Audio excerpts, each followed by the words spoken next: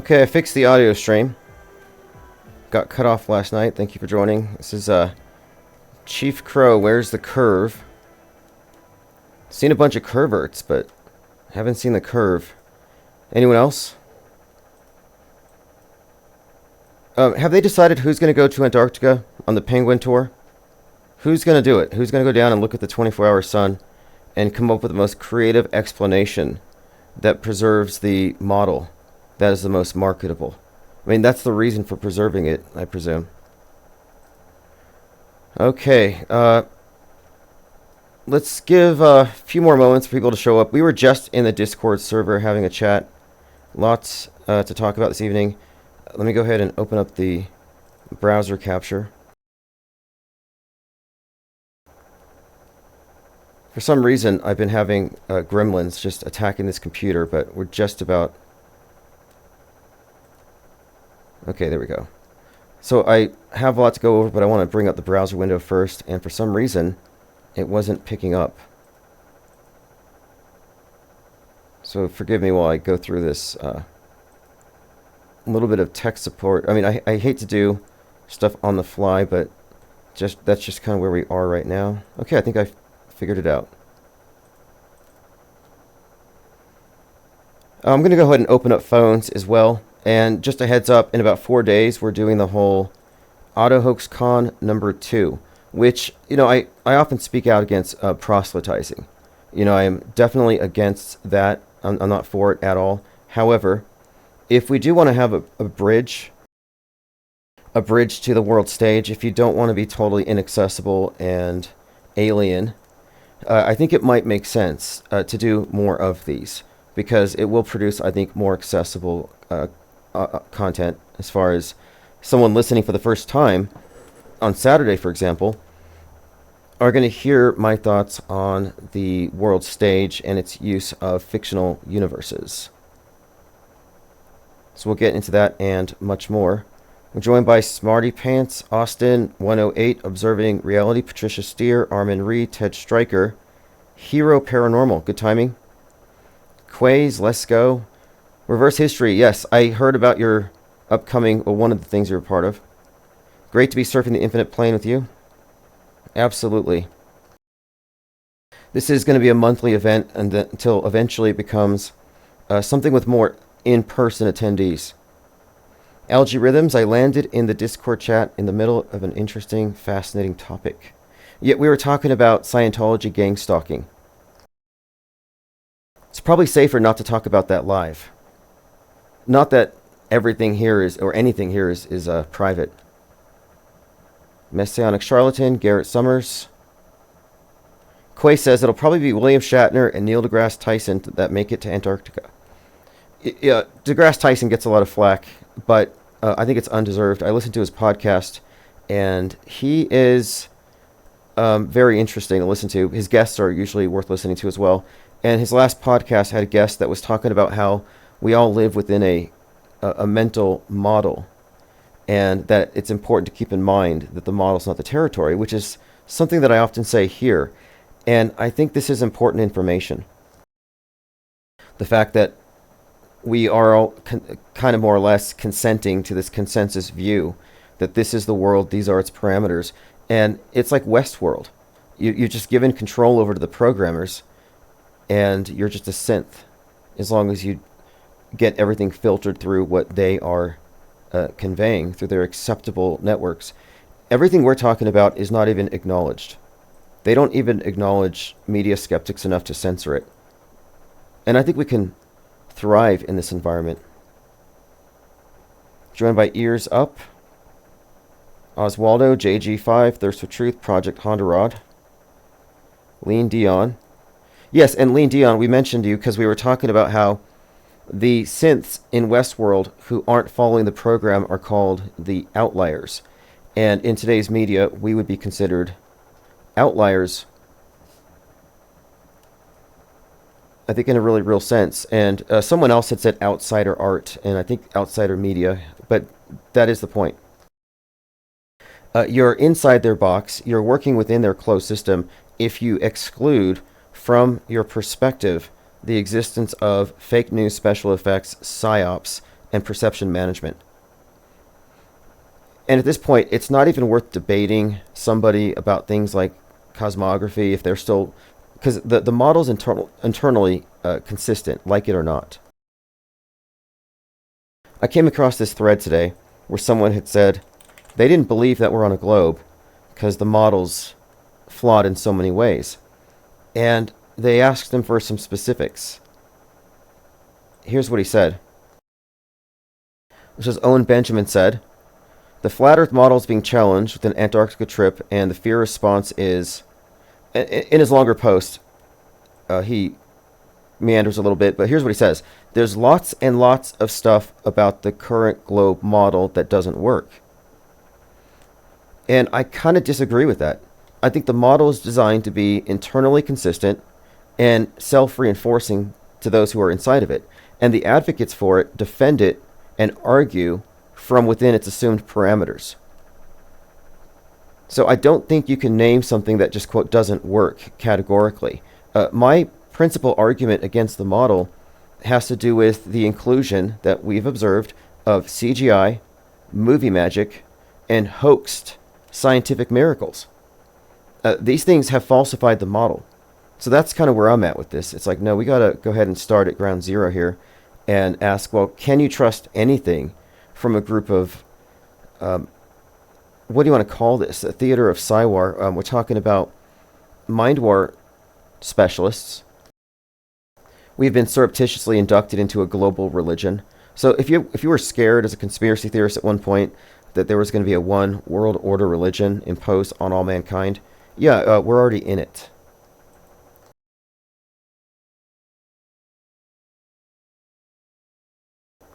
Okay, continuing. Algae Rhythm says, let me go ahead and bring this up.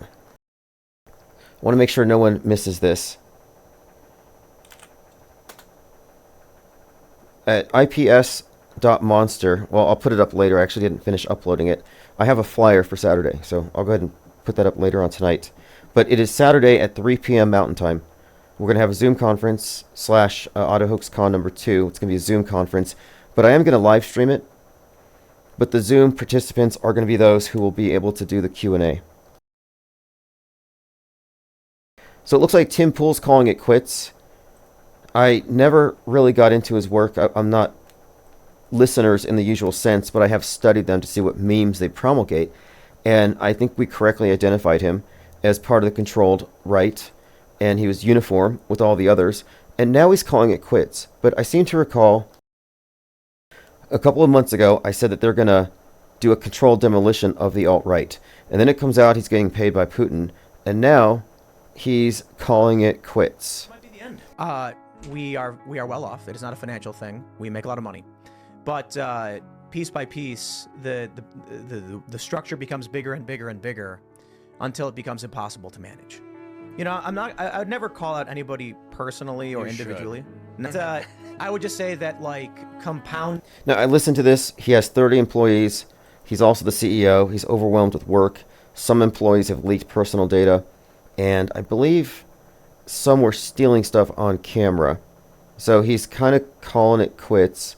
But I kind of think this is a way of explaining how he's going to just conveniently exit the world stage as far as being a part of this thing. And I've been suggesting, too, that maybe they have to get them off the stage because they're not going to be paid or financed because the election will be over. Because ultimately it's about getting votes. Okay, another point here. Now, I'm in a debate with somebody named Mordwand. And he's asking about the claims about the shape of the Earth. And I said, my claims here don't have anything to do with ground observations, but it has to do with the garbage special effects, the science fiction movies that they tell me is evidence of space travel. So even if the Earth is a ball, we haven't seen it. It's the false model that we have to debunk first. And if the ball isn't what they say, you know, whatever, we'll figure that out after. But we have to get our minds right first. This can't be a case of patients trying to take over the asylum. And most of the people in Trutherville are essentially patients at this point. Mind war casualties. Jay Digg says Tim Pool announced his fiance is pregnant, so he's going to start a family and work less. Okay. Well, good for him. How convenient. How are they going to get rid of Laura Loomer? And I don't think it's a coincidence that, and I'm not, saying anything other than she has been previously associated with the Purge. Trump's campaign hired the publicist for the Purge movie series for the 2020 campaign. So there is this Purge connection with Trump. Laura Loomer jumped on the stage in 2017 during the performance of Julius Caesar in the park because she said it was an assassination of Trump. So she's been involved in this for a long time. And recently the Purge was brought up in tandem with stories surfacing about Laura Loomer and her proximity to Trump. And I only bring this up because she is suing Bill Maher for like $150 million right now. Laura Loomer sues Bill Maher $150 million over Trump joke. To be fair, it wasn't really a joke.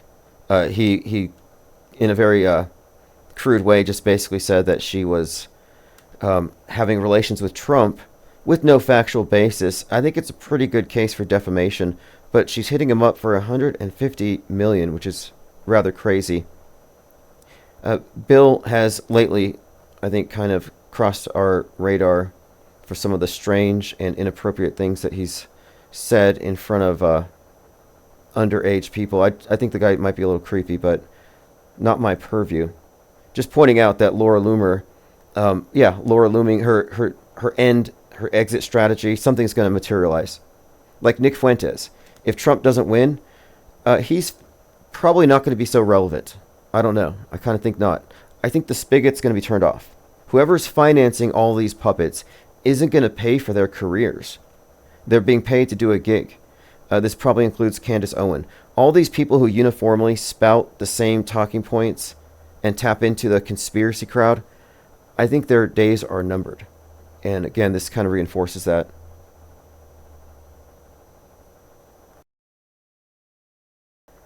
Let's continue. Musk makes Harris assassination jokes, delivers dark MAGA church sermon. Is he a hero or a villain? He's being increasingly vilified by the media. Der Spiegel called him an emperor.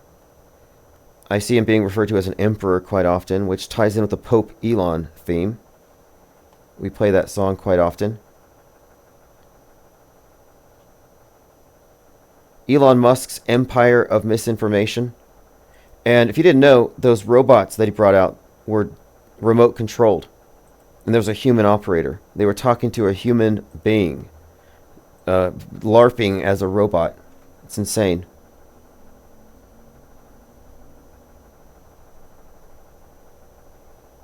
Algae Rhythm says, model originates from the Latin term modulus, meaning a small measure, derived from modus, meaning measure or manner.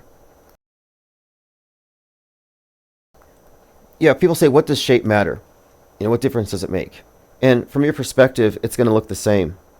You can't see the curve anyway. You're not big enough, so it doesn't really matter from that perspective. You don't have to plan for it. However, if the model is false, it might have significant implications. Like the movie Free Guy. He found out there's some extra land, falsified the model, the NPCs go free. It could be highly significant. And I think it's curious that the people who are really ardent anti-flat earthers do not even allow you to talk about special effects. They won't even entertain it. And that's a blind spot, because we all know what lies are. We understand more and more about manipulation, misinformation. But what about visual lies? What about when they lie to you with pictures and you passively accept it by habit? And my contention is that most of the lies we've accepted have been visual lies. And speaking of which, look at this. This is from Amazing Nature. Mars on the left, Earth on the right. They're the same picture. And I don't think they're flat Earth or anything. This is actually a pro-nature channel. They're just showing how similar it is. The only difference is we have clouds. You know whose father worked on a Mars mission? The Viking was the director of Donnie Darko, which would connect NASA and 9/11 predictive programming. It's all in the same family. And by the way, Donnie Darko was in the subtext of Leave the World Behind. The character Rose was called Donnie Darko. Now, I don't know what this is. This is some kind of... This is bizarre. It's some twisted nativity scene.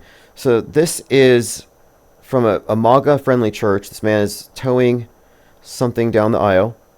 It looks to be a cradle with a baby and a praying boy and an American flag. I'm going to go ahead and play this clip so you can hear it.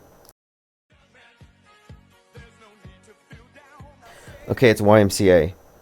It says Trump 2024.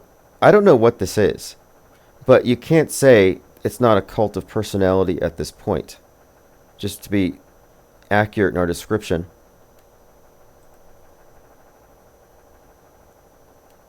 And that McDonald's thing, it has incensed the left. I was listening to a couple of podcasts. They're super mad about it. They're saying it was not even real. It wasn't really open. It was all staged, stating the obvious. But they're mad because, as shallow as that was, that is what actually affects people. It reaches them. It's all about the symbolism. They're wasting their time aiming for substance. Which points to something else. Most people who believe the psyops that we don't believe in haven't really looked into it. It's the low information believers that we're talking about. Low information believers. If they had more information, they wouldn't believe it. And what we stand on here is informed disbelief. Like, we've looked into it and we found reasons to think this isn't believable, so we can reject it until better evidence arrives, or if it arrives. And in our investigations, we found that fakery is the standard operating procedure when it comes to major psyops. I mean, like I said, local news, you can trust them. If they tell you the sky's blue, yeah, they're not lying. A lot of the times, their reportage does match the model. It does match, rather, your experience. They don't always contradict. They're not always lying. But they're a good liar. Media at large is a liar. But good liars lie strategically when they can get away with it, so they can lie more in the aggregate. They don't give it away. They don't lie with every breath. Reverse history says that baby looks like she's not enjoying the MAGA ride. Yeah, I don't know. I think the clip in full, I don't have it all.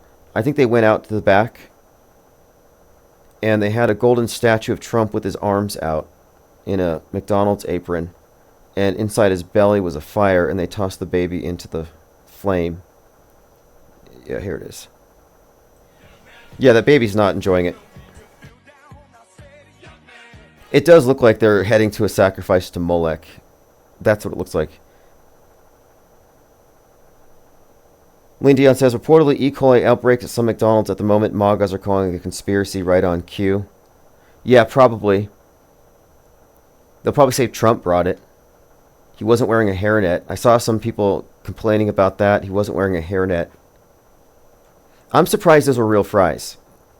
I mean, if they were. But I wasn't under the illusion it was real. But there's a certain... I'd say, actually, there's a great majority of people who are going to be predisposed to think it was real. That he just walked in there and started working at McDonald's one day just to show up Kamala Harris. And those would be low info believers. And even if it's not true, it may as well be true.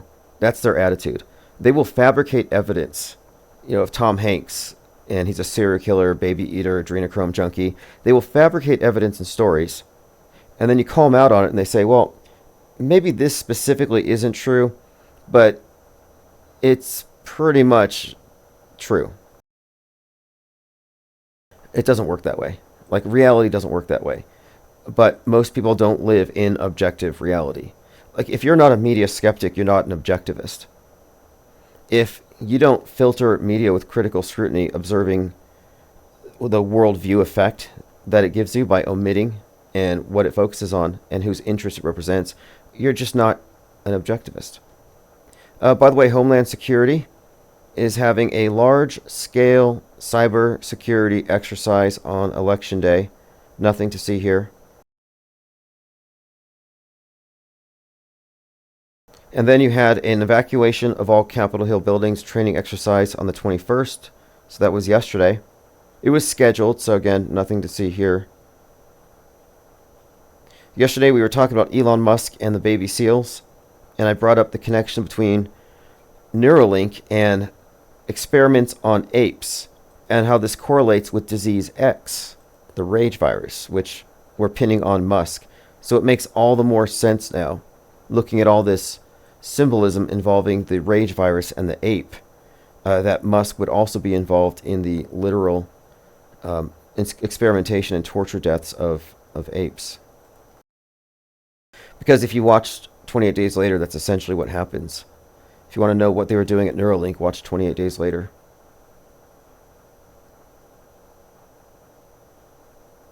Okay, I'm scrolling through my notes. Elon Musk jokes about someone killing Kamala in a church. So you can't tell me this guy's not a fall guy for free speech. If something is staged, they will say it was the result of him putting it out there. Stochastic terrorism. This is what I mean by disease X. The idea that you can isolate mind viruses or ideas that are too dangerous to be circulating in the commons of cyberspace. And the connection between Musk and his presence in cyberspace, and if you're on Twitter, you can't not see him. He will show up in your feed. But his influence pervades all of cyberspace, meaning he has contaminated the commons globally, so to speak. And they're making the same point about Starlink and his CubeSats in space and low Earth orbit, that one individual has way too much power and influence, and he has single-handedly undermined our global commons, both above and below. And if you look even deeper, the flood of his mind viruses, disease X, also includes the whole platforming of anti-vax stuff, right? Which that issue correlates in a few ways, I think, to, in general, the public will eventually, through training and conditioning, accept the idea that we will have to lock down the internet because of this pernicious mind virus that's causing rage. And the movie Civil War, which recently came out, we talked about it. Kamala Harris kills Trump in it. He's in the White House, by the way. In the movie Civil War, it contains the idea of rage from the right against the media. So it fits into this template nicely. And even more, it was directed by the guy who wrote 28 Days Later, further cementing this connection with the rage apes. And the apes in 28 Days Later, the chimpanzees are turned into, or they're forced like Clockwork Orange to watch a bunch of violent news. That's what radicalizes them. And then it becomes something that can transmit, like it becomes a virus. Well, how does that work? Well, if you think about it, the mind virus is transmitted through the spoken word or something on a tweet, something you read. And I used to talk a lot about Hot Skull. In fact, the images you see that I post of the penguin with the burning head, like this one here, it's a reference to Hot Skull. And the movie Hot Skull, it's a series. It's about this mind virus that causes society to shut down, and they have to lock everybody down. And the government mandates that everyone wears headphones, like earplugs. And if you see somebody not wearing earplugs, you run. So it's kind of like this idea that their head contains a number of mind viruses. And if you hear them, you will carry them, and you will then go crazy. So the people who are talking are derisively called the jabbers, which seems like a reference to the vax. But people run from the jabbers, and the main character is making it a point to record what everybody's saying. So he's basically listened to all the conspiracy theories from that. That's kind of what it's conveying. And the authorities are following him around because they can't figure out how is he taking in all these mind viruses and not going crazy. And they call him Hot Skull because, of course, these things cause the head to heat up.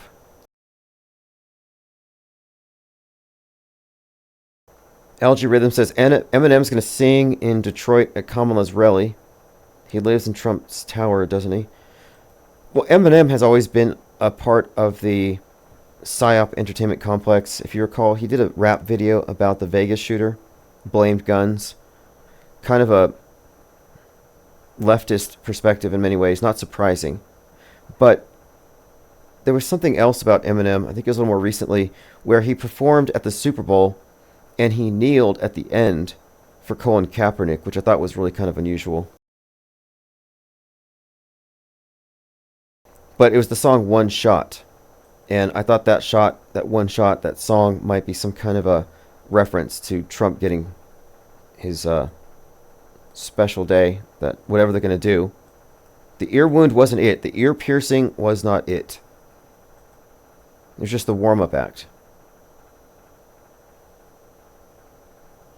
Okay, I'm going to open up phones. It's 505-5104-226. So if you look at these memes, it gives you some insight into how people who believe that Trump was shot at and who plan on voting for him actually see things. Imagine being more upset over the candidate who worked at McDonald's than the candidate that lied about working at McDonald's. Like, they make valid points. Their memes are good. Their meme game is solid.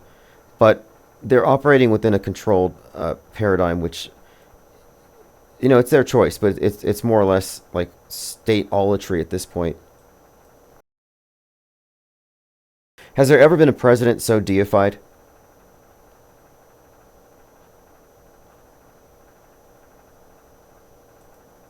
LG Rhythm says, in the Insider magazine, where to find it? Oh, yeah, that one, it's still a little behind. I'm trying to order my first copies of it next week. What I had done is I had put 32 pages in. Originally it was 16, and I kind of underestimated the cost, and then I wouldn't have enough to distribute it, so I kind of postponed it, but I haven't ordered yet. When I do, it will be available internationally through eBay.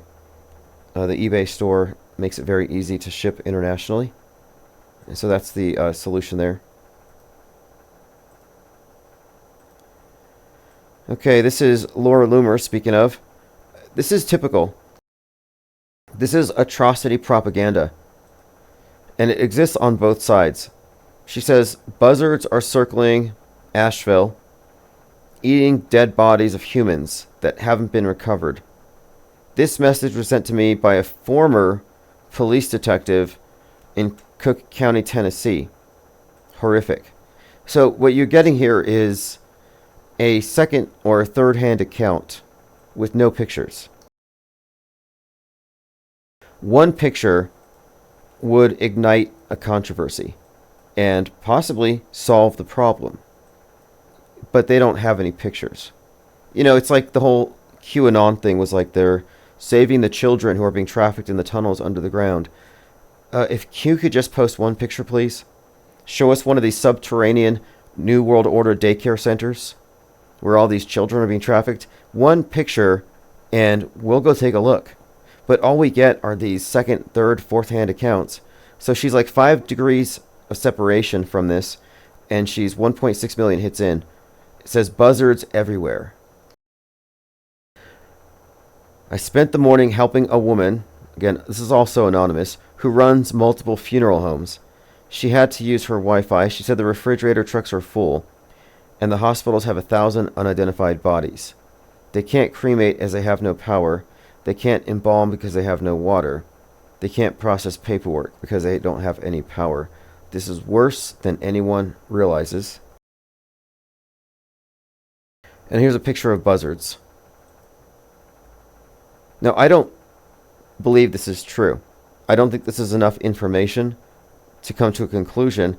And this is the same person who is sharing stories about Haitians eating cats and dogs like a couple of weeks ago.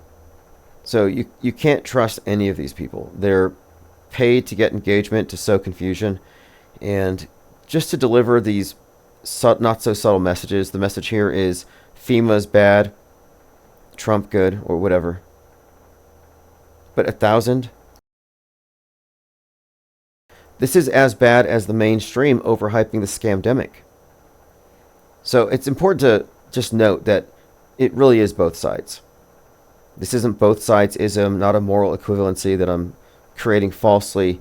No, both sides are in on the PSYOP entertainment complex, and they both employ identical forms of propaganda.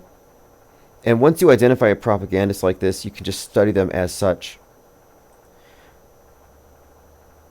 But she is an interesting one to follow, because she has commented on the predictive programming for the Trump head wound in the Atlantic. But she said it means that if something happens, it's George Soros.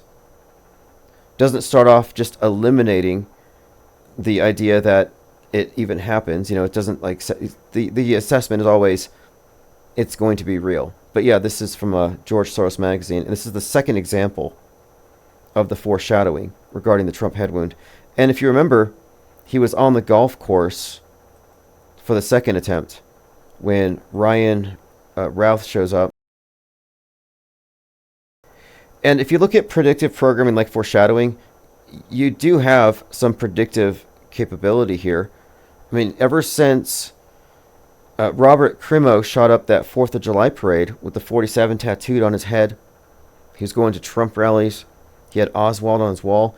Ever since then, I said Lee Harvey Oswald is on the world stage, and he's going to aim for the right side of Trump's head where the number is.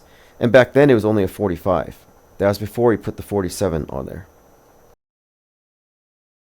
But here's Time Magazine, released this on 9/11. In trouble, and it's Trump backing out of a sand pit. 9/11, and what she said here, is this coincidence or coordination? On 9/11, Time Magazine posted this cover, Donald Trump on the golf course with the words, "In trouble." I would even point out the red flag, because they said that the red flag laws that he was against would have saved him. But this isn't foreknowledge of an attack. This is foreshadowing for a fake event. And all the fake events become part of our fake history. And our history is faked because we have been conquered. And the conquerors write history. And they control the present with fake news. Fake history, they control the past. And obviously, it makes sense that they control our future because everybody follows them like robots. We're all in this Truman Show thing. And it is kind of in your face when you look at these various movies that described. I was just in this Discord server conversation, and we were talking about They Live, the John Carpenter film, and how the people who are in this spell resist, the character resists the glasses being put over his head. But anyway, we were kind of having this conversation about these various movies that show the sim and how the program is what keeps everybody in harmony with the sim. And the Truman Show is one person in a simulation, but I think it's not hard to extrapolate how that can be looked at as a model for how things actually work. You just have to replace the individuals in his movie with the institutions that they probably stand for or could stand for. And I think one of the reasons why the space program is so significant in this worldview monopoly is that's the big picture. That's the game board.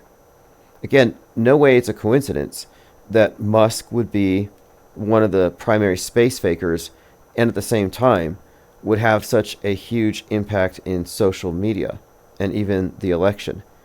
These things are not separate. It's also notable that the media will call him out for faking his robots, or for speeding it up, or for faking his, or basically extending the deadline for self-driving cars. He's consistently extending deadlines. This is a strategy of, like a future faking. It's kind of a strategy, but it gets people on board. But to please his investors, once in a while, he does these things to showcase what they have. And he got caught faking these intelligent robots that could actually do stuff. And they don't question the space fakery. It's kind of interesting. I have some MAGA stuff here to show you really quick. Julie Green, who claims that God texted her on her Android phone, is doing faith healing at one of these MAGA rallies where Mike Flynn is at. They're also doing baptisms, but this is a faith healing.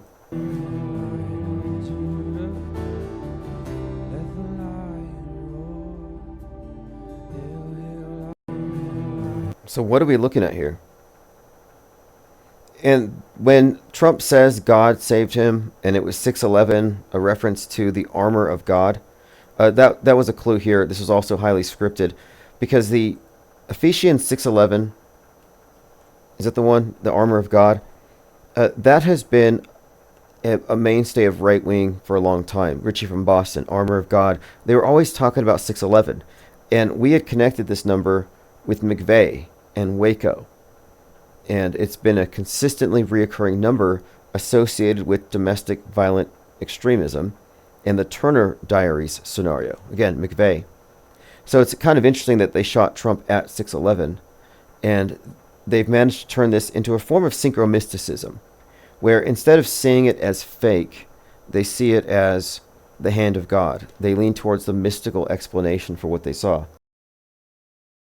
It still fails to explain why God didn't spare the firemen, but these are true believers. Smarty Pants says, I hate it when I see a Cybertruck around town. What an ugly piece of space junk. I concur with that. I heard that the frunk, and they call it the frunk, it's the front trunk. I heard that the frunk is actually a guillotine. Like if you put your hand in the side of it and you close it, it'll chop your hand clean off. And it does look like these big metal tables on wheels that we have at the morgues. You know, when you put the bodies in the refrigerators, you're wheeling them around to these big metal, the autopsy tables. And they have these sides that are raised, you know, to catch any fluid leakage. But it has the same look. It reminds me of autopsy tables. Like, I don't know, it's just... It also looks like a toaster on wheels. I've seen some of these things around town. I don't know why anybody would get into one. It looks like it's Nintendo 64 graphics, but it was pointed out in a podcast I was listening to today that it almost seems like Musk was specifically choosing something to tap into the Mad Max post-apocalypse survivor aesthetic. And I think there's something to it because it's pretty much the same vehicle that came out of Blade Runner. And the Blade Runner movie with the replicants and all that, that was set in November 2019 in Los Angeles. And that's where the Cybertruck, that's where and when it was introduced. So many people pointed out that Blade Runner's truck became a real thing. So it does seem anachronistic in a way. Like the graphics are just kind of weird. It doesn't quite fit, but Cyber dump trucks, says Jennifer Reeves. It does look clunky. But I think the people who drive these things get a lot of flack. I think they're unaesthetic, that's for sure. And it also says, look at me. And even if I had all the money in the world, if I had Andrew Tate's money, I wouldn't purchase 33 Bugattis. You know, I would drive like a Honda Civic because I don't want to be the center of attention driving around. It's just kind of a... I've always wanted to avoid that. But anyway, Cybertrucks, yeah, it's hard not to notice. They're not the most annoying drivers. We have a lot of people who like to roll coal. One of the persons I was talking to in the Discord server said they played this for their coworkers. Everything wrong with the Capitol riots in 21 minutes. And if you haven't seen it, there's a follow-up. Everything wrong with the Capitol riots in 889 angles, Act 2. This one is key to understand what happened on January 6th, because what it shows, unequivocally, is that the riots already started while Trump was still speaking, And while anyone who would have perhaps wanted to take part in it would have had to have walked 45 minutes. So it wasn't like Trump was right outside of the thing.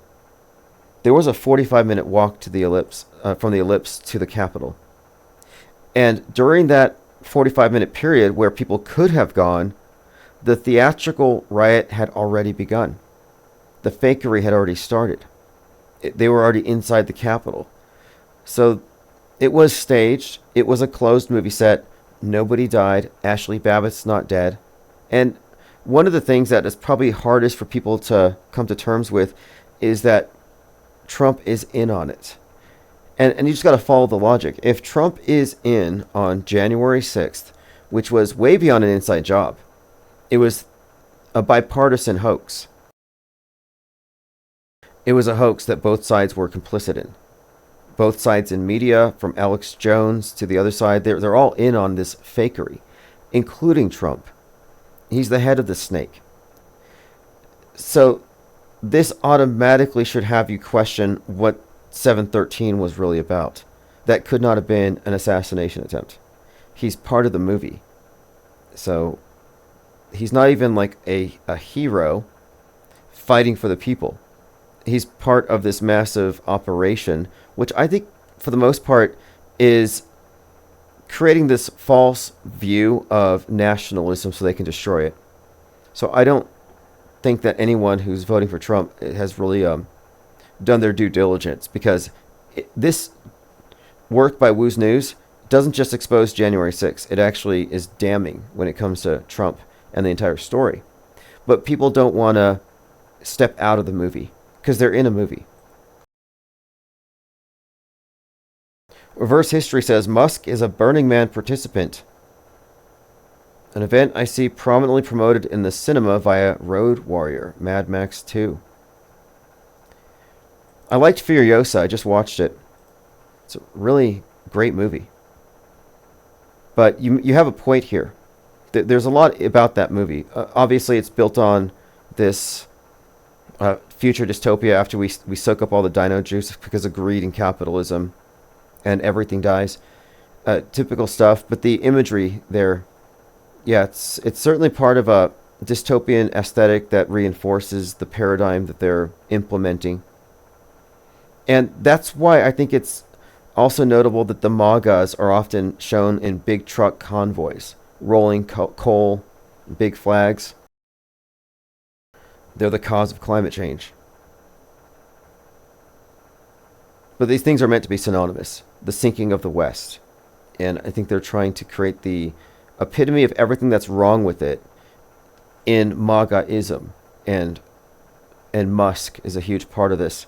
Again, Disease X is the next COVID-19. The WHO said their placeholder name for the next big one was Disease X. And when Musk changed Twitter to X, and they'd already said over the last year that he had opened the gates, he had released the Kraken, I had already seen what they were doing with Musk, fall guy for free speech, but when he called it X, I made this connection that Disease X is the mind virus.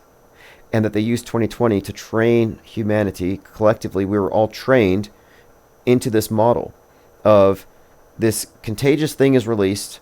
It threatens all of society. Individuals can carry it. The collective must lock down. And every individual must adhere to certain behaviors and, of course, comply with certain things in order to protect itself. So they make the individual carrier this thing that the collective has to expel, like this. It's basically like a religious paradigm, saved versus unsaved. But they've already done it with the physical counterpart to sin, the virus. But now they're going to do it with the mind virus. They're going one step deeper. Again, after 9/11, they can pat you down at the airport and see what's beneath your clothes. After 2020, now they have, let's say the state has a compelling interest in knowing what's in your blood.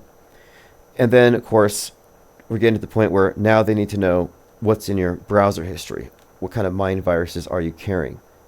You're considered to be a hot skull if you're a conspiracy theorist. LG Rhythm says 713 was to get the rise of the Christian Reich started. Yeah, I agree with that. And The predictive programming in the movies is voluminous. We've talked about it. There's so much there. We were ready for the headwind on Trump. But within the alt-right media ecosystem, there was a lot of build-up to the shooting. They were being prepared for it repeatedly for years. It had been drummed into their heads, and then General Flynn and others had been having these open talks about, if this happens, this must happen next. And General Flynn is all but calling for violence now. And I don't think that they're really going to do some kind of, violent acts, but I do believe that they're going to fake it. Here's the guy that fell off the balcony. I haven't looked too deeply into the story, but he's wearing a shirt that says Illuminati. A little suspicious. Good point, Lean Dion. X is a lab leak. In 2020, they on YouTube, they banned the combination of bowl of soup and bat. You could not emoji bat soup. They blocked it. In 2020, I still collect quarters from 2020 that has the bats on it in a bowl of soup, but they blocked it. But then later, the story evolved until, they said, yeah, it was a lab leak. Does anybody here remember the name of the guy who blew the whistle on it? And how old he was? That's an aptonym. Aptonym? The name that follows the aptronym. Aptronym. A person's name amusingly appropriate to their occupation. His was Wee Lion. I think he was 33.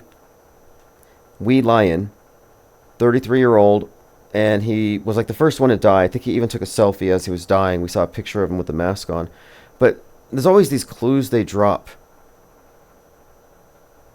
He had pink cocaine in his blood. I tend not to believe any of these stories, and would we know that now if it was real? Like, wouldn't there be a 6 month, 6 weeks? How long does it take for toxicology, first of all, to take the body, to do the autopsy, to get the lab results, and then somehow for that to leak to the public when it's private medical information? I don't think the public should know what was in his blood. And when I hear stuff like this, when things are reported, such as this, my go-to is it's probably fake and some kind of psyop with a deeper meaning. So we're talking about this individual, Liam Payne, former One Direction member, Balcony Fall. And someone pointed out that Javier Milei had said, "I am not on the balcony." He tweeted this on the same day. I don't know what that means. But yes, it's certainly strange. Another one, Sydney Wilson, 33-year-old. Again, you got to quarantine the 33-year-olds. But room 322, 6'6". So 322, 66, 33. What's with all these numbers? And I think there's more. Somebody said she was chanting something as she ran out with a knife. And a lot of people remarked on how fake it looked. Like, could this be an AI-prompted fake news story? How would you know? You tell the AI, I need some body cam footage of a 6'6" mad woman with a knife jumping out of room 322 before being taken down. Like, it's not beyond the scope of it to create something like that. And true or not, real or not, doesn't really matter. It will go viral.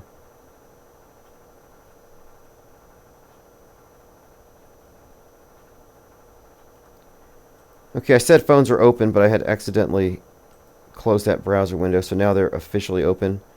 505-510-4226.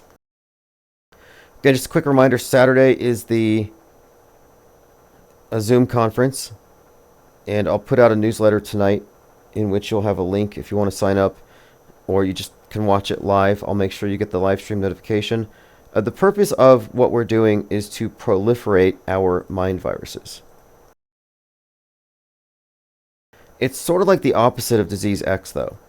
It's almost like we're disseminating the mind war inoculation.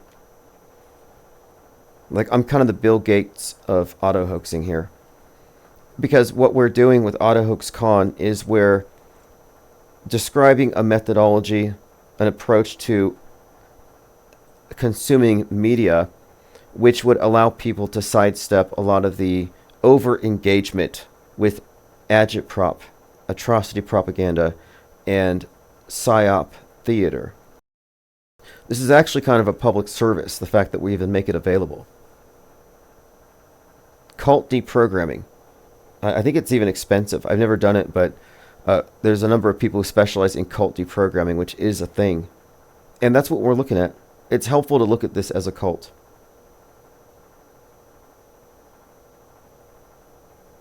LG Rhythm says the Russian oligarch and former vice president mysteriously died on the same day after falling out of a window of the 11th floor apartment. Yes. So there must be something. There's always more to the story. There's no coincidences on the world stage. And so many of these things are designed to put people into an alternate reality. This is one of the more insane things that I talked about the other day. Just a brief recap. This individual is posing as a time-traveling author. The author of the Baron Trump time-traveling adventures. He's posing as a time-traveling author who is here to help Trump win the election. And this is the book that does contain eerie bits of predictive programming for Trump. However, he's going around dressed up as this author, and he's being promoted as a time traveler. This is proof time travel is real. But it turns out that before he was this character, he was actually this kind of normal-looking guy, clean-shaven, who got kicked out of his university gig for some computer hacking scandal. Then he grew out his beard and took the Q pill. But it looks to me like he didn't change his name, but he took on a role. And it was in this capacity that he did the cyber symposium next to the Pillow Man, Mike Lindell. And he proposed this idea that would overturn the election. Some last-minute hopium. There's like this Hail Mary pass for those who couldn't believe that Biden won. So they bring out the pillow guy, and Code Monkey Z, who was 33 at the time, many believed him to be Q, but he's connected to Q. And Code Monkey Z was the owner of the 8chan site where Q drops happened. So he was there with the time traveler and the Pillow Man. Code Monkey Z/Q, the Pillow Man, and the time traveler were overturning the election real time. And at that time, most people thought that this time-traveling author was JFK Jr. in disguise. But no, he's this guy in disguise. And I did inform a lot of the time travel believers, and they blocked me, they chastised me, and they basically said I was a terrible person for telling the truth. You know, was it truth sounds like hate to those who hate the truth?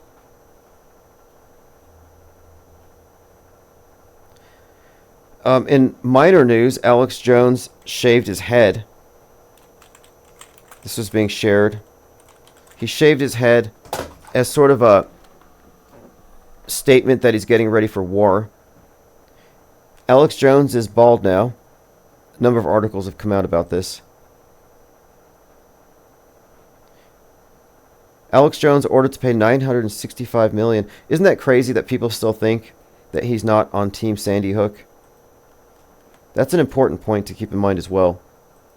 If you're going to be objective about this stuff at all, you really have to maintain a dispassionate view here and not think these individuals are anything other than on the other side of the screen.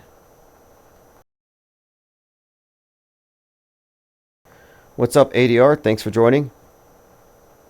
Yeah, we're just here talking about recent developments on the world stage, and Saturday we're going to be doing AutoHoaxCon number 2. My focus is going to be fictional universes. I think it's a key component to everything. We're way past the point of falling into the default of saying that we're looking at eerie coincidences or some kind of mystical paradigm to explain these coincidences. We know what's happening.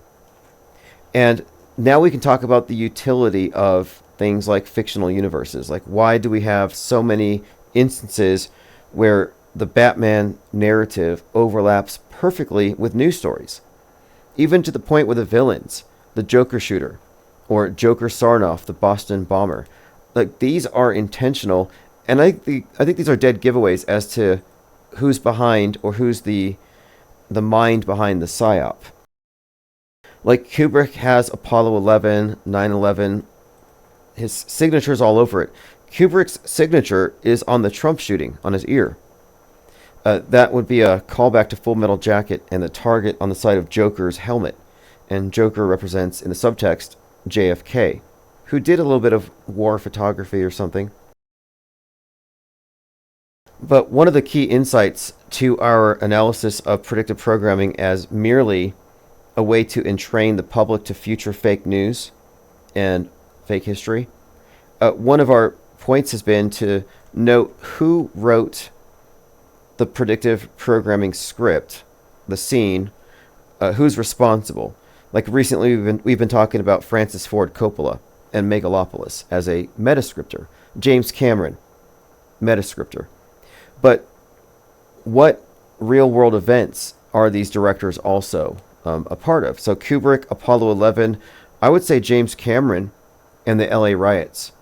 James Cameron and the Cop City riots. And I can substantiate this. I can show you the predictive parallels, or rather the programming parallels in the entertainment to these future news events. Avatar 2, Way of Water, foreshadows the riots in Atlanta, again, over Cop City. And the storyline with Cop City was this 80-acre forest that was going to be leveled for the cops to build a training ground. And Atlantis has these connections, and the environmentalists said, if you cut down these woods, there's going to be floods. So in the movie Avatar 2, Way of Water, and by the way, during this time, the WEF is talking about floods. You have Ellen DeGeneres pointing out the floods in her neighborhood. It's all about floods. So the Way of Water has this Atlantis-like group. And it has these Marines, who are like the police in Cop City, who are going to basically do to Pandora what we did to the Earth. And so the Na'vi, the blue people, fight off the new arrivals with sticks, with spears and arrows and rocks. Down on Earth in Cop City, the environmentalists who are living in the trees, hanging out in the trees, just like these characters in Avatar, were throwing rocks and sticks at the police when one of them, their leader, was shot. So you have these direct parallels here. And he was shot, the autopsy revealed, through the palms of his hands. So he was meditating when they shot him or something, but they tried to make him into a martyr. And I was looking into the photography of this whole event, this Cop City riot, and this environmentalist getting shot by the police, and how the BLM merged with the environmentalists after. But this character who was shot, I think they called him the Tortoise or something, they showed this picture of him at home, and he had a few books in front of him. One of them was Goodnight Moon, like a children's book, and the other one was Where the Wild Things Are. So Pandora is a jungle moon. It's not a planet, it's a jungle moon. Where the Wild Things Are is about a character who puts on a wolf costume and he goes to the jungle where the wild things are. So he's like an avatar. In Avatar, the main character, as an avatar, goes to the jungle moon. So Goodnight Moon, Where the Wild Things Are, in an avatar, like a wolf costume. In Where the Wild Things Are, the child becomes the king of the wild things. In Avatar 2, this character essentially becomes their ruler, even though he's not one of them. He's just wearing a costume. He's an avatar. So they put these books there as props to connect Avatar 2 to the martyr killed in this Cop City drama in Atlanta. So again, I'm saying James Cameron directed that fake staged event and was part of that event, as well as we've already pointed out, James Cameron admitted that Terminator 2 had some interesting connections to the LA riots, if you haven't followed that story. But here's another example, because Daniel Penny's in the news right now, and Synchromorpheus, a must-follow Twitter channel, had arrived at some interesting connections, suggesting that the strangling death of Jordan Neely by Daniel Penny was directed by Jordan Peele from Nope, from Get Out. And Get Out specifically has predictive programming for this event. Interesting breakdown. One of the things I want to do with the Auto Hoax Con 2 is show how we're able to identify the creative minds behind the various psyops on the world stage because they put their signatures in there. And it's very nuanced. And it's also predictable, which it should not be. Thirst said Alex Jones shaved his head and added some beard dye. Well, I hope for his neighbor's sake that he is stocked up on storable food items. We know how he acted last time things got a little crazy. Sizing up his neighbors, saying his daughters aren't going to starve, even if it means he's going to have to eat his neighbors. He went full-blown, like, cannibal, like Hannibal Lecter. He was just way into it. He was deep into it. And then later he said, nah, this was just some kind of satire. It's like, no, you're not Bill Hicks anymore. So you can't just say you're only joking. You put it out there. Yeah, he was trying to be like, was it Jonathan Swift? Like a modest proposal. No, it was beyond satire. He was serious.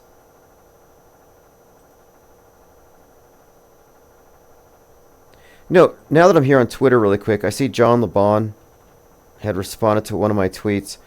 I am going to retweet one of his tweets. I'm going to share it here. This is an interview you should listen to with Will Duffy. Will Duffy is behind organizing this experiment to send flat earthers to Antarctica.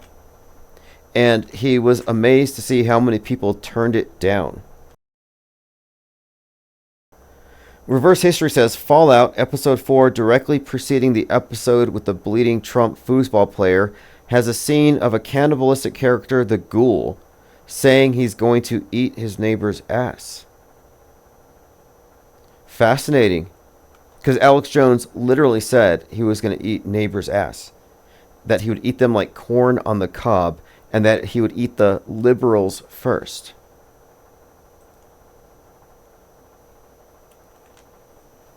And I think he even sells some storable food items, some beef jerky with that flavor. Yeah, Alex Jones is now a skinhead, good connection, and a literalist. See, you can't separate Alex Jones from this because he was radicalized at Waco. Bill Hicks was there, by the way, too. But Waco, where 33-year-old Dave Koresh was burned by the ATF over 1.6 million rounds they had stored illegally, January 6, Alex Jones was radicalized there. Timothy McVeigh, I think there he was passing out flyers, but then again, he was later associated with the Turner Diaries, which he used to revenge Waco by blowing up the building in Oklahoma City on the anniversary of Waco. And Timothy McVeigh was executed on 6/11/01, 90 days before 9/11. So 33-year-old McVeigh executed 6/11. The facility had 33 acres. He was P.O. Box 33. They had a 33-year-old musician playing some kind of classical music as he was being executed. You can look this up. The McVeigh story is fake. He killed 168 children or people, supposedly. But he's been identified as this Florida-based FBI agent named Paul Weiseball. And Paul Weiseball is credited with having saved 168 children from trafficking. So one guy blew up a daycare center and killed 168, one saved 168. It's the same person. Totally fake, totally a construct. But my point in bringing up McVeigh is the Turner Diaries, white nationalism, McVeigh, Alex Jones, Dave Koresh. It's all part of the same mix.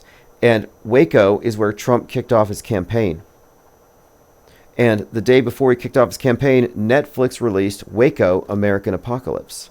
So how did Netflix know to release a documentary about right-wing extremism and connect it with Trump so succinctly.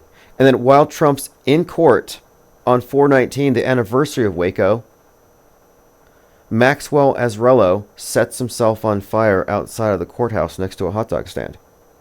So a Burning Man, 4/19.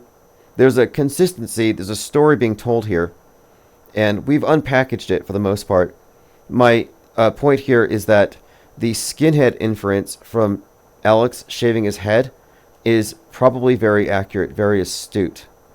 So I appreciate whoever chimed in with that. Thirst.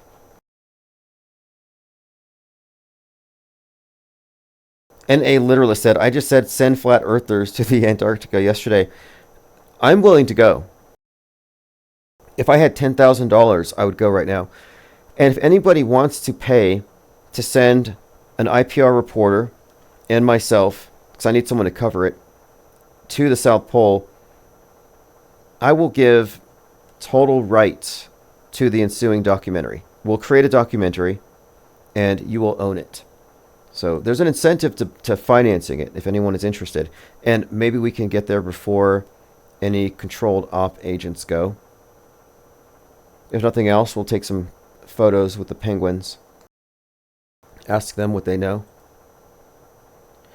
But the fact that no one is gone just shows you the power of the Conference Earth movement, where it went from being a movement of getting information, challenging false explanations, potentially false explanations, and then it became about this community, and then it became religious, and then it became married to a model. Once they adopted a model, they became a closed system, and they started debating the merits of the model instead of getting facts to test their model. So here we are, years later, and someone's offering to pay a lot of the loudest exponents of this idea to go to Antarctica to test their model, and they're all refusing. There's a list of people who have shamefully refused. Eddie Bravo refused. Alex Stain refused. Deep Inside the Rabbit's Hole refused. There's a list of people who just say don't go. A lot of people were just against it. Just like a lot of people were against Mad Mike's mission to go to the Kármán line. Like, why would they be against it? It was strange, really. Like, of all the people who should want to know. But that's what happens, I think, when people fall in love with a model. They attach themselves to having all the answers and all the explanations. They have the perfect religion. I mean, when I use model, it's like a religion. I'm talking about your internal concept of the world, what frames it, and how that might bias you toward certain explanations. Garrett Summers, have you read 1984? Yeah, I read it, and I think they implemented it by selling it to us as a positive development, as a desirable lifestyle. So, oh look, this is a nightmare scenario in the future. There's going to be cameras everywhere, and you're not going to have any privacy. And here we are, 2024, the age of, like OnlyFans, commodifying what was formerly private, where it has no value if it's private. All of your thoughts. Social media is just a big mind-reading machine. So they read our thoughts. We're incentivized to put everything out there. Our photo albums, our family histories, our social networks. So no, we are self-surveilled. And it's 100% incentivized. So 1984, I think, in a lot of ways, perhaps underestimated the power of perception management and public relations to change public behavior. Like Edward Bernays figured it out. And Edward Bernays, if you haven't read his work on propaganda, it's worth reading. He's known for creating publicity stunts, the father of public relations. But one of the things about him that's most interesting to me is he's the great uncle of the first CEO of Netflix. So that's interesting. Then you connect that with their mutual relationship to Sigmund Freud, and this shows you that they know how to manipulate you consciously and subconsciously. But what I think he really more or less figured out or mastered was techniques of influencing people in large groups. So your autonomy doesn't matter because the collective, the Borg, the hive mind is going to move as one. Thirst for Truth says, will Flat Earth Dave have to reimburse everyone for his app if they see the 24-hour sun? I heard him say that his greatest fear is that they will dangle a sun simulator from a helicopter and trace a circle around them and trick them into conceding. That's what he thinks. And that's his reason for not going. Like, that's my reason for going. Like, let me go record a sun simulator dangling on a helicopter. I'll get out a telescope. I'll look at it. Like, that's ridiculous. But that's grasping at straws. Like, why wouldn't you go? The fact is, he could pay for his own ticket. He could have used the profits from the app, instead of throwing it into crypto, into sending people to Antarctica. I mean, those are his decisions. You know, I also want to point out, too, that when Mad Mike Hughes started going viral, deep inside the rabbit hole, fed dirt, he put out a video warning people in the mass media not to pay attention to him. They said he's not a real flat earther. It's like, no, he wasn't. In the sense that he didn't know. He wanted to check. So many people have just missed that bit of nuance there. Like, we don't trust the sources, not because we don't trust their math. Their model is internally consistent to whatever they're going to have you try to debate them on. How far should you see, etc. Like, you're never going to win. The only way you're going to get any kind of understanding of what this place is by going outside. And moreover, explaining why what we're shown is augmented by special effects. It's a huge blind spot. Again, you have to include special effects. Special effects are a factor. You can't just hand wave it away. And I heard Fight the Flat Earth try to suggest that me arguing that these are special effects is an argument from incredulity. Like, I don't believe they could do this, therefore it's special effects. And no, that is the opposite.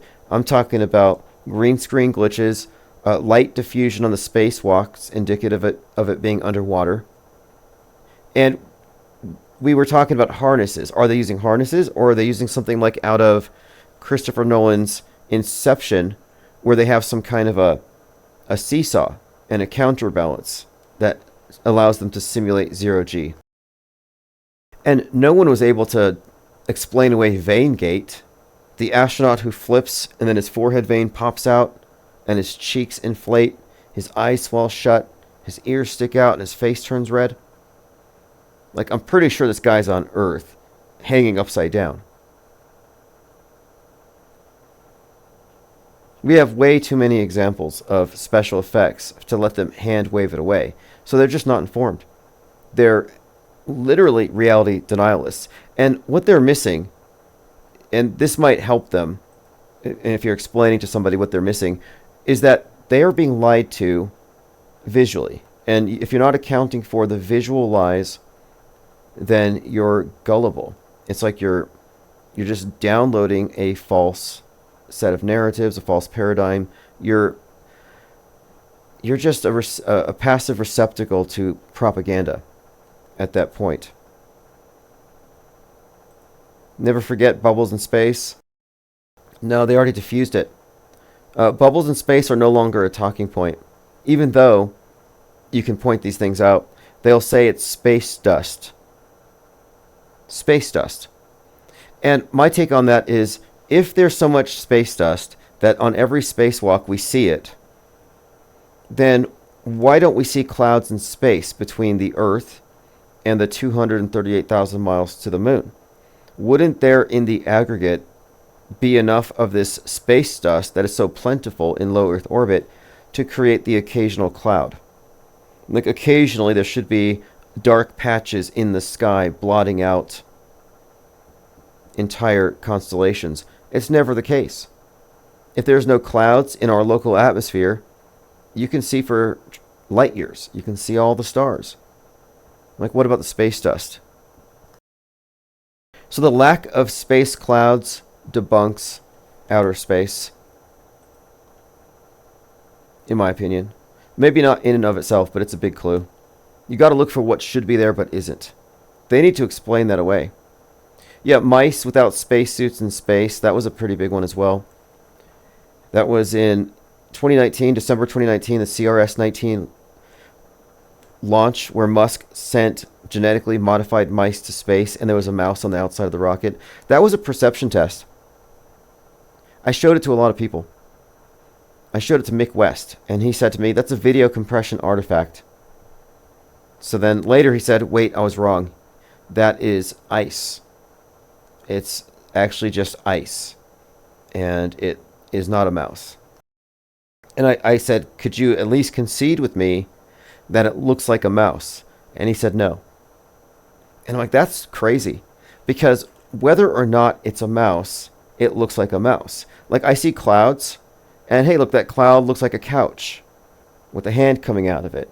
Like, anybody looking at it would agree, yeah, that looks like what you said. But we're not trying to argue that is what it is with the clouds. And so at a minimum, he should be able to concede that looks like a mouse. Now, I'm saying it is a CGI mouse and that it's not really in space. I'm not trying to argue that there's an actual mouse on the outside of the rocket. I know that's impossible.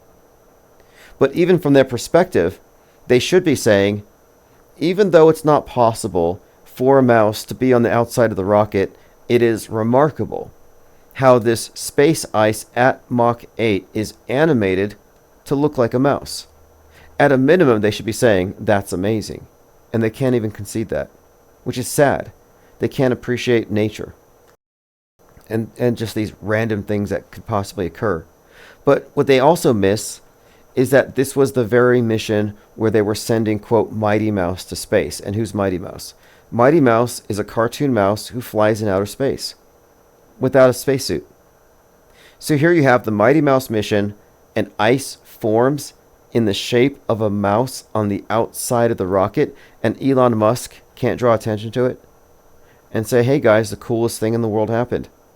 I'm sending Mighty Mouse to space, and space ice spontaneously formed into a mouse and ran around on that flight. He didn't acknowledge it. It even had a tail.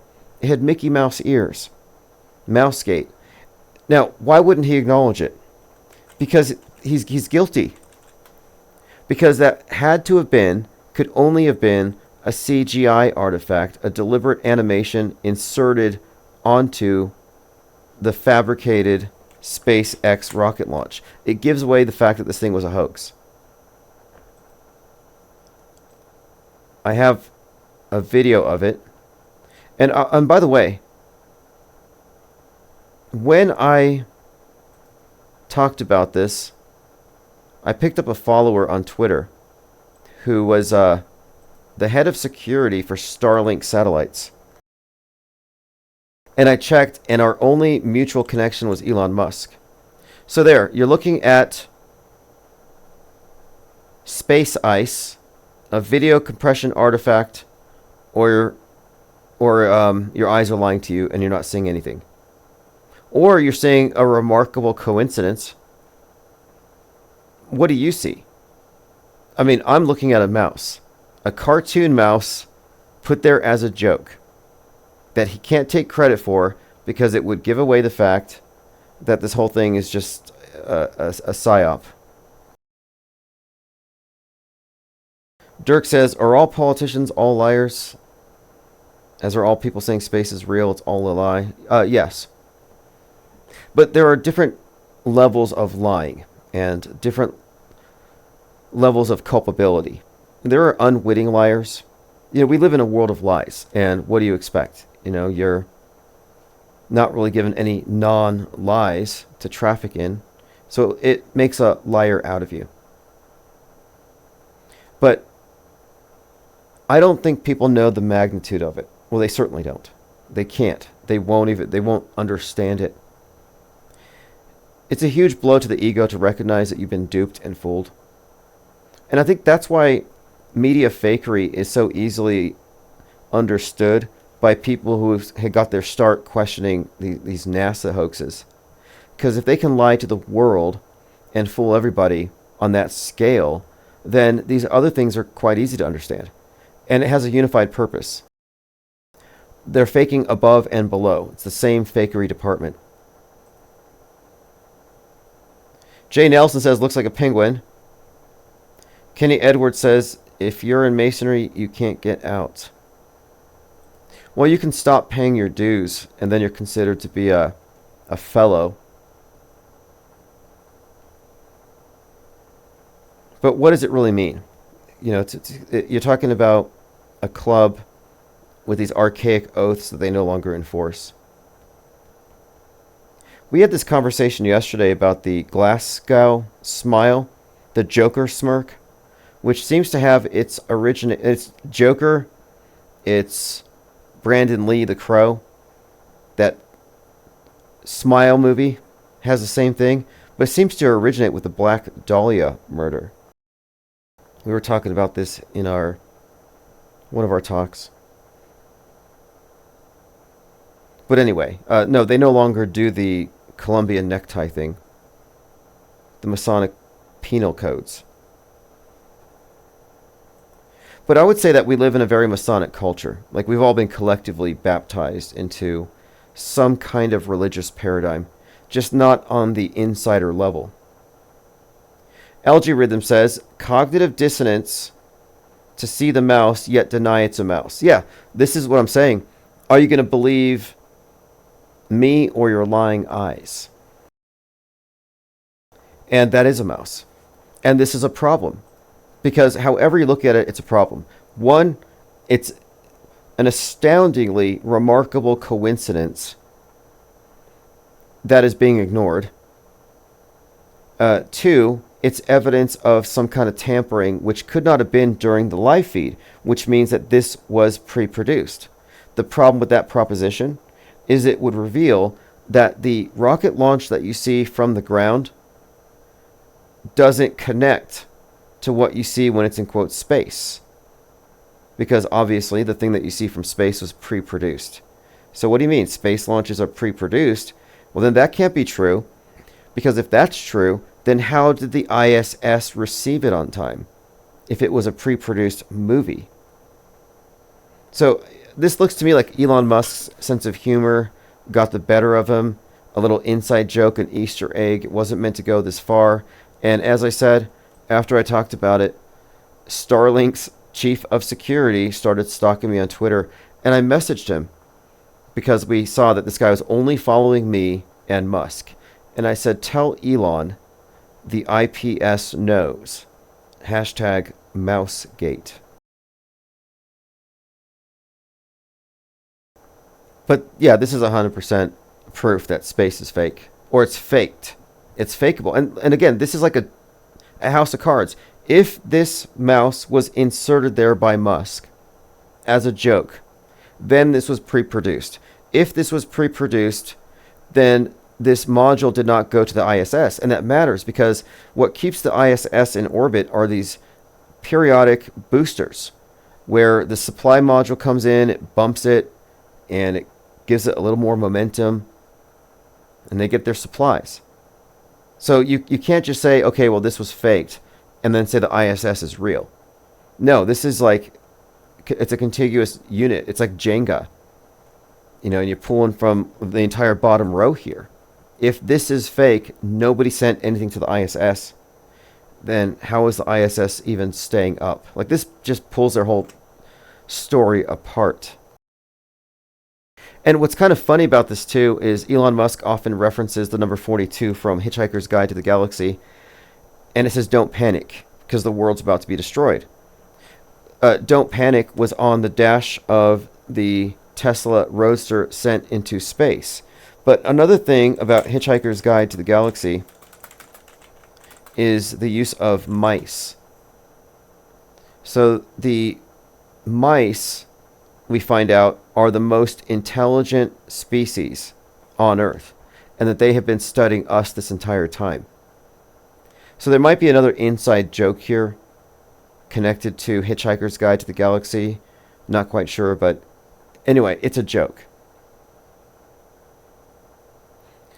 And I've shown this to globe conformists, globe defenders, gloobers, glurfs, whatever they call themselves today. I think they call themselves gloobers.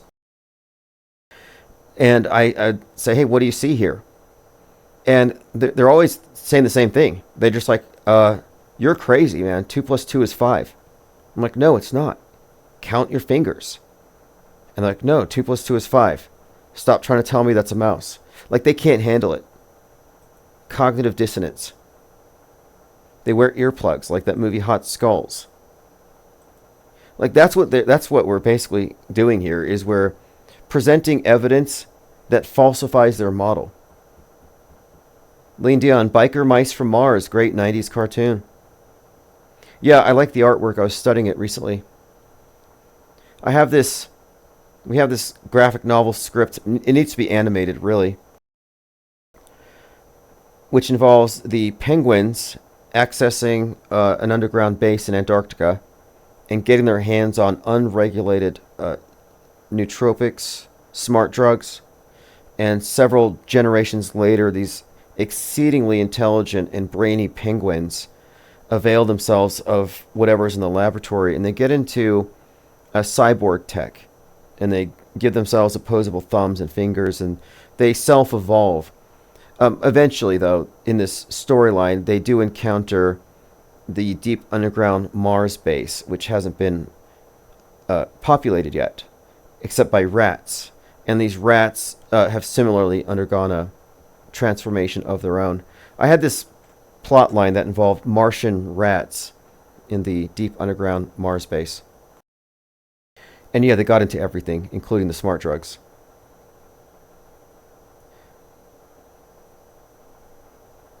Kenny Edwards, interesting question. Outside of our purview, what we're mostly focused on here is deconstructing the mental model the consensus has mistaken for the real world, the matrix that they have pulled over your eyes. And we have discovered through our analysis that we're looking at the deliberate entrainment of the masses to propaganda and fake news through entertainment and fictional universes and psychological operations, perception management. Our minds, we're like putty in their hands. They mold us collectively.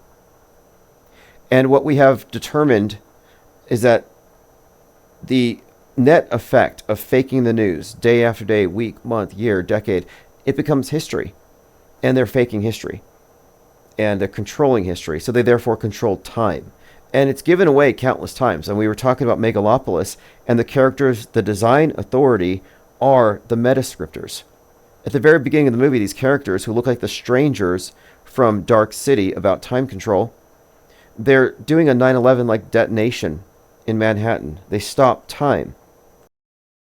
Well, the stopping of the time represents their control over time, the stories that they write. It happens when they say it happens, and they coordinate it however they do, but they have total creative control over history and therefore time. If you haven't seen Megalopolis, I think it will make more sense if you incorporate into it that in its subtext it is both Dark City and the Matrix. Like, these are both built into it, along with our current political environment. King Ravana says there was a lot of E. coli and human trafficking in the news today. Well, we're getting close to the election. We're less than a month, so I'm expecting they're just going to do what I call brute force mind hacking. And by that, I mean they'll throw everything and see what sticks. It's not even about finesse or believability. It's about throwing so much that you can't possibly take the time to refute it. And so it's going to be overhyping every disaster. They're dragging out all the QAnon dog whistles. I don't know if we're going to be treated to another fake assassination attempt. Maybe they'll arrest Musk. And there's a very weak attempt to bring back the child trafficking stories from 2015, 2016 with the longshoremen. They said the longshoremen were protesting because they found out that children were being trafficked in those big crates. It's really disturbing how comfortable so many people are with lying to themselves, living in these bubbles of community-generated fan fiction. It's delusion. It's literally this collective delusion. And it can only be the result of sustained mind war. And we've been under it. We've been under it. It's intergenerational. I mean, look how far back the alien invasion narrative, War of the World goes. Like, none of this stuff is new. Okay, well, this has been hopefully conspirataining, just a short catch-up on a few things. It seems like it's a little calm right now. Who knows what's about to blow up?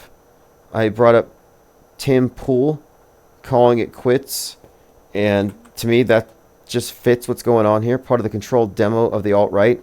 Alex Jones has gone full skinhead, so what that indicates, I don't know.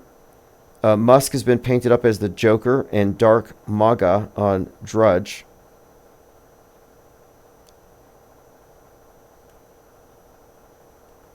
And then Donald Trump going to McDonald's has infuriated the left. They're totally mad about it. And then we're talking about the meaning of perceiving for yourself. You know, they say think for yourself. Thinking for yourself doesn't do you any good if the parameters have been established for you by liars who are purposefully excluding the role of perception management and psywar in what you're shown. What are they excluding? And this is a magic show. And that's one of the main points here that I always kind of defer back to, is that we have to include the full picture. You know, you can't just be in the audience watching the magic show spellbound. And when we see something like this, the mouse on the rocket, it's a perception test. Are you going to perceive for yourself? Rather than just, because like again, thinking for yourself could be a trap. If thinking for yourself means you're getting your information curated from their boxes, left or right, or whatever it happens to be. In our case, perceiving for ourselves means being highly critical of what's on the screen at face value. Just not accepting everything, taking it for granted. Like if you take for granted that this is a rocket in space, then you're left with a number of explanations. A limited number. It has to be ice. It has to be some kind of exhaust or some byproduct from the exhaust. There has to be some rational explanation. And I'm saying, does there? Does the explanation have to comport with their model? And that's how they're trapped. Since they're believing in the model, their explanation for this mouse has to comport with that. Our explanation comes from outside of their model. That our explanation includes fakery, including that of space travel. So when we're looking at this, we can say, well, aside from ice and jet fuel somehow constituting the shape of a mouse, we can also include special effects, CGI. The simplest explanations, Occam's razor here, says that that is a mouse, an animated mouse, deliberately inserted by the same people who are faking like this thing is going to the space station. When the space station is a place on Earth. And that was given away by that swollen vein on that astronaut's forehead.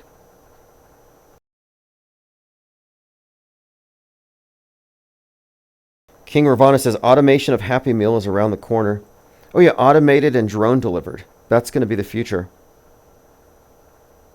For all the talk about people being replaced and immigration and stuff, it's like it's the robots that are going to make you obsolete. You know, I was reading some literature from one of these occultists from the 60s, one of the Satanists.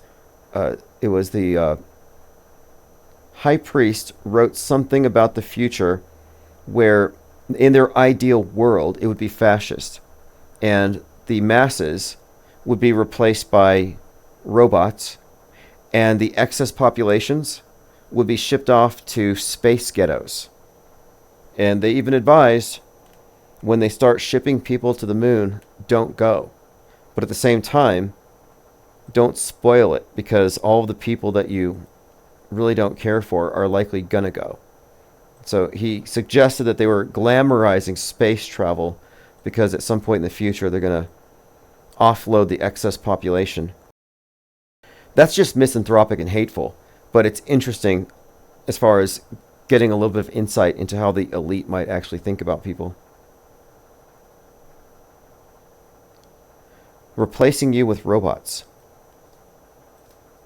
Okay, this is Chief Crow Auto Hoax. Thanks for joining. I'm going to send out the rest of the archives, and Saturn Day will be very interesting. Just a heads up, it's going to be live.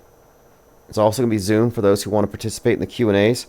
Reverse History, Armin Ree will be represented. Myself, I have something, and other people have sent me some art, some music. So the Auto Hoax Con number 2, it's going to kind of pick up where the last one left off. It's going to be a monthly thing, and this one should be bigger and better than the last one, and it will build off of it. So if you go to ips.monster, make sure you get on the newsletter. WOPR33. As far as the press pass and stuff, I am waiting for a new printer. So I'm looking for one right now. I'm in the process of trying to get a printer for press passes. Zazzle stopped, and they were my go-to supplier. And they were fast, international, great product. But I'm going to see if I can find a local source, and I'll ship them direct. But yeah, that's going to be resolved within the next couple of days. So anybody waiting on anything, everything is in the process.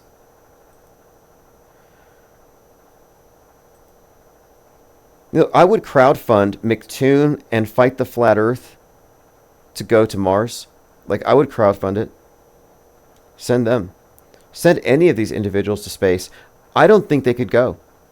Like, I think the only people who can go to space are those who have been given the necessary security clearance, but I think they also have to meet certain requirements, like acting skills, certain skill sets. Like, I couldn't see Fight the Flat Earth and McToon dangling from bungee cords and pulling it off. And I can only imagine if McToon was upside down, how red his face would be. Like, I don't think they could fake space with any of these astronauts. I don't think they could pull it off. Even if we raised the money for it, they wouldn't be allowed. Anyway, this is Auto Hoax Chief Crow. Have a good evening.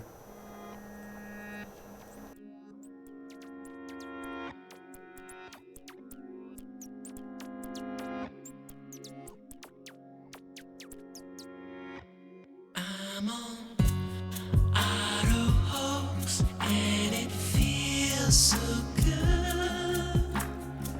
You just auto believe everything like I knew that you would. In my dream, you know I ain't got time, baby, for another crisis actor with soulless eyes. My buddy and me. Telecommunications Act of 1996. 96, y'all. Gonna filter your eyes and scrub your mind. The weatherman, he's just another bad joke. You can be a doomed little donkey like Eeyore. I'ma be on Auto Hoax, and it feels so good.